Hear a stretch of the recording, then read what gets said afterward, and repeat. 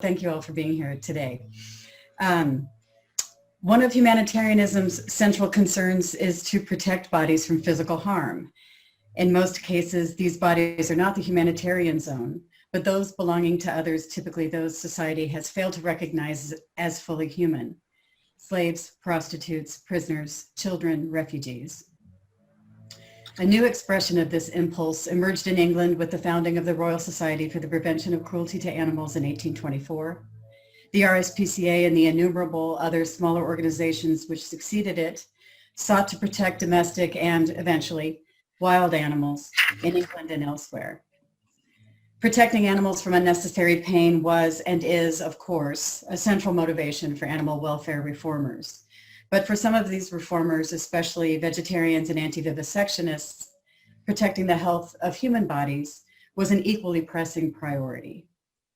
Their ideas about health, illness, the body, and nature are fascinating and paradoxically impacted their ideas about animals and animality in surprising ways, as we shall see. As Matt mentioned, the research I'm presenting today was conducted from my dissertation that more broadly examined these movements and the anti-hunting movements. Because anti-hunters didn't typically concern themselves with human health, I wasn't able to put much into my dissertation about that, so I'm really happy to talk about this today. The organized campaigns to promote a non-meat diet and to oppose the use of live animals in medical and scientific testing emerged as three national organizations on the tails of the RSPCA. The Vegetarian Society, founded in 1847, the National Anti-Vivisection Society, founded in 1875, and the British Union for the Abolition of Vivisection, which was founded in 1898. And I'll now deposit these acronyms in the chat box so that you may refer to them if needed. I should also note that the British Union for the Abolition of Vivisection changed its name in 2015, right in the middle of my dissertation, to Cruelty Free International, but to save confusion, I'll refer to it as BUAV throughout this presentation today. These campaigns espoused a wide-ranging philosophy in the pages of their journals, which was the main sources of information for this study, with the betterment of animal and human health at the core of each. The tenets of this argument within these organizations, just a couple of points of which we'll consider here today, remained markedly unchanged for decades, as did the emphasis placed on these arguments, which was substantial. Vegetarians and anti-vivisectionists frequently criticized a wide range of bad, illness-producing personal habits, including most prominently dietetic errors, enough to sometimes cause confusion among the public as to the core purpose of their campaigns. And now I will share my screen. Give me just a moment.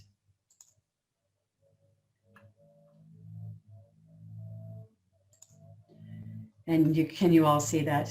I assume you can. Please let me know if you cannot.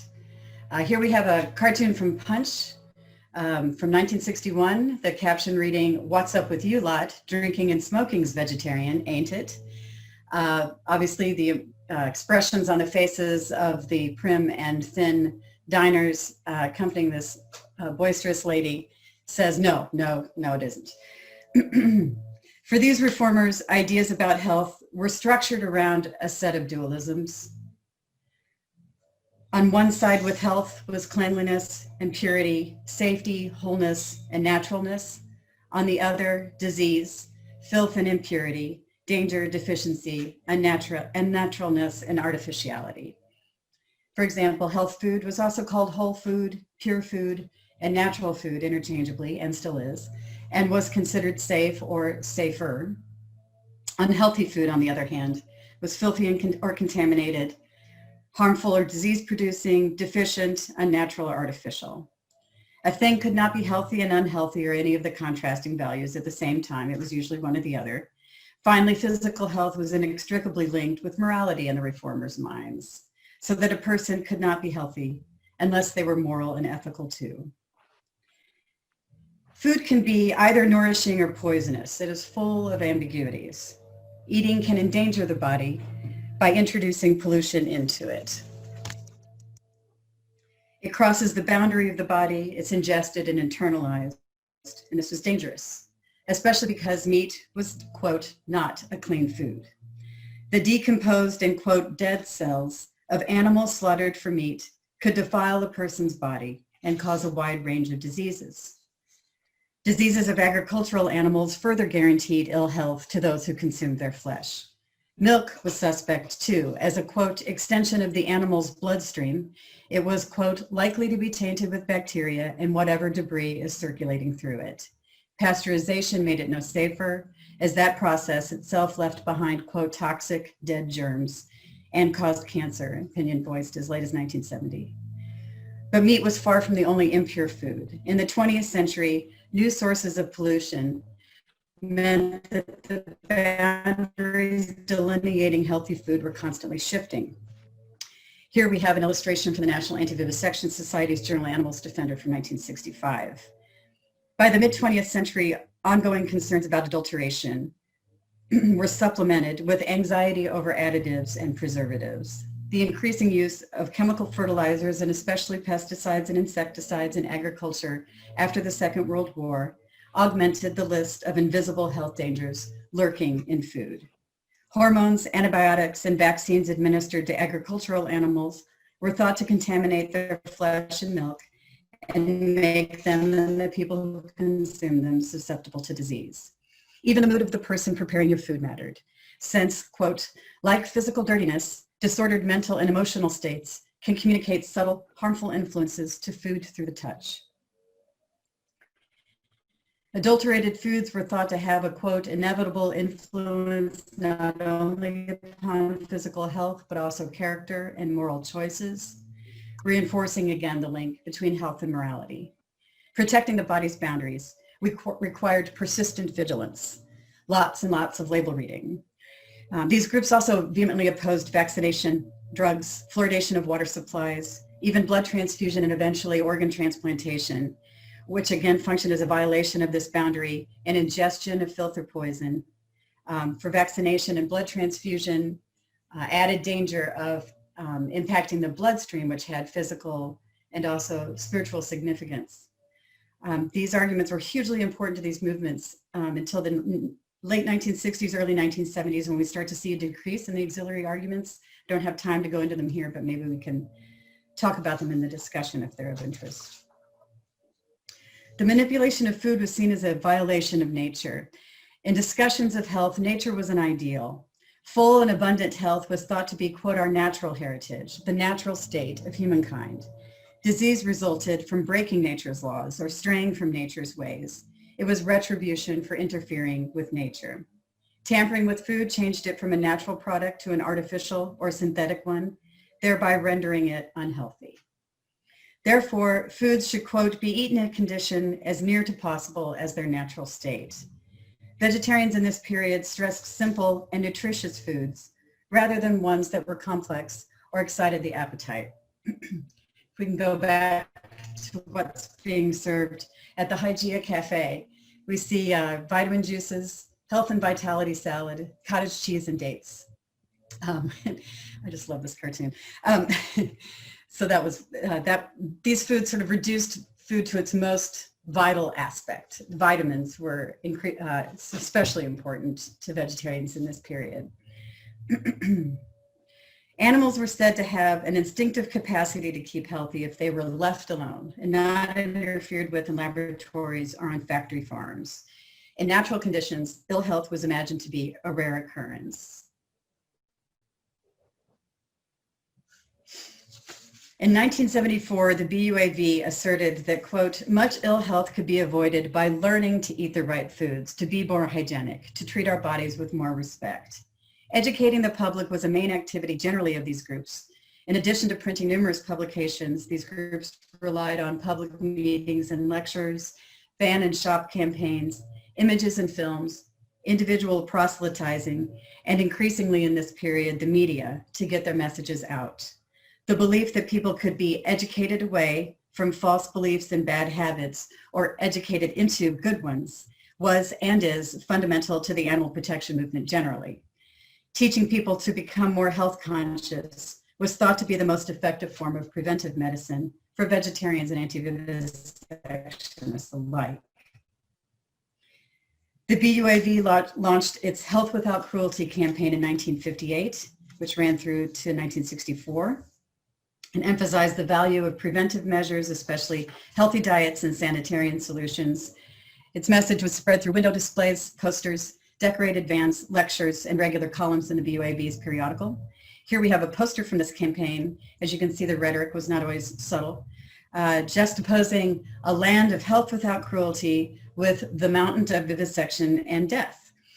On one side, a singing bird and bright sun beckon us to a bucolic land espousing the bedrock principles of correct food, clean living, and exercise, which were also the bedrock principles of nature cure or naturopathy, which was highly touted by anti-vivisectionists in this period. On the other side, clouds of filthy air cloak a graveyard toward which children harboring disease were led by a rat, a skunk, and the vulture, in addition to the devil, these animals typically associated with uncleanliness or death, and here also representing vaccination and inoculation. I'm sure it's important that all the children are female, but we don't have time to get into the gender notions here. In metaphor and reality, here we see nature and health are united. So what about the animals these reformers sought to protect? And what about the diets of those animals? Vegetarians criticized meat eaters for drawing arbitrary distinctions between which animals could be eaten or not. I'm cheating a little bit. This image is from 1992, but this idea was expressed in their rhetoric throughout this period, if not visually, until just a little bit later. This criticism suggests that vegetarians resisted discriminating among animals themselves, but in fact, vegetarians were conflicted too. Herbivorous animals were thought to exhibit a range of positive qualities as a result of their vegetarian diet, including mildness of temper, sociability, and strength. The biggest, strongest, gentlest animals are all vegetarian, the VS claimed, not actually completely accurately, in 1973. The fact that Britons chose to feast primarily on herbivorous animals disappointed vegetarians, as these were considered inoffensive. People are shocked by the idea of killing a dog, which after all is a descendant from a wolf, one vegetarian complained. Yet they would kill and eat a poor little lamb that has never even barked at them. There was and is a palpable fear within vegetarianism, present from the movement's inception, that ingesting animals made people more like animals themselves, dangerously crossing the dividing line between humanality and animality. Eating the flesh of lower animals, quote unquote, was said to reverse the civilizing process and, quote, take a step backwards to the jungle. We are to a great extent what we eat, one VS member wrote to the Vegetarian Society in 1966. Therefore, the ingestion of bovine substances must inevitably produce bovine characteristics, and man, who claims to stand at the head of creation, will remain half man and half animal. And those of you familiar with the anti-vaccination movement in the 19th century may remember some of the images of people turning into the animals whose bodies the vaccines have been produced on. These attitudes left many vegetarians feeling ambiguous about animals. They cared about their welfare in the abstract, but preferred to keep them at, quote, an arm's distance. Ugh, that's pork or bacon, we say to ourselves, one vegetarian admitted in 1978. And although this need not affect our attitudes to living pigs, I believe in the long run that it does. As one historian noted, a concern about animals within vegetarianism was not necessarily the same as compassion for the animal. The virtues of herbivorous animals were usually contrasted with the vices of their carnivorous cousins, thereby advertising the benefits of the vegetarian diet and the dangers of meat eating at once. Two revealing photographs from the VS's magazine from 1953 juxtaposed the meat-eating lion, fiercely roaring with its canine teeth exposed, with man's finest friend, the vegetarian horse. Here, the horses are ready for labor, bridled and harnessed. Horses also are not eaten. I think that's important here, and not widely anyway, in England.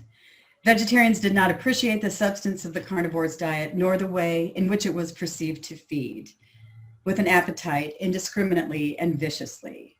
Carnivorous tastes come close to carnal lusts, Vegetarian Society observed in 1976, Appetite and carnality were urges which threatened the vegetarians' treasured rational self-control. Vegetarians were conflicted about and really bothered by predation. They challenged their ethical principles and their ideas of nature. One member wrote to the VS in 1973 expressing her dismay that predation, quote, exists in nature in the first place, and asked for other members to provide clarification. Her letter elicited a tremendous response in successive issues of their journal. The dissonance, led some to abandon the vegetarian diet, as one member wrote, why bother, or even religious belief. But others instructed fellow reformers to rise above this system, to, quote, realize a higher order and adopt values that are, quote, beyond nature.